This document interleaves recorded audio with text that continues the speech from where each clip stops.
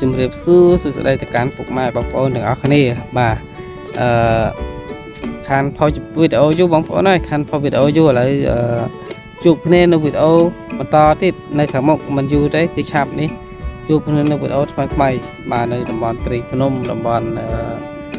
ហើយមានទេសភាពស្អាតបងប្អូនហើយឥឡូវយើងអត់សូវในได้បងប្អូនហើយទៅរវល់រហូតចឹងហើយជួបគ្នានៅវីដេអូកន្លែងថ្មីទៀតបន្តទៀតខ្ញុំនឹងប្រឌិតយកកន្លែងស្អាតទេសភាពធម្មជាតិចែកជូនពុកម៉ែបងប្អូនជាប្លុកវីដេអូដាក់ក្នុង YouTube page រួចឲ្យបងប្អូនទស្សនាគ្រប់គ្នាបាទសូមជួយ like ជួយ share ជួយ follow page នឹងចែក subscribe YouTube ម្នាក់មួយដើម្បីទទួលបាននូវវីដេអូថ្មីបាទ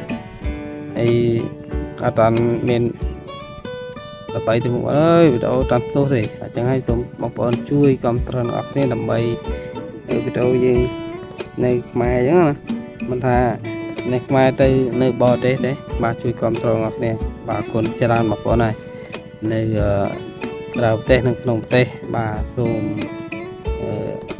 បងប្អូនយើងជួយគ្នាបាទអរគុណច្រើនបាទជួបគ្នានៅវីដេអូឆាប់នេះនៅតំបន់ព្រៃភ្នំបោះតង់ជំរំក្នុងពេលយប់បាទអូខេ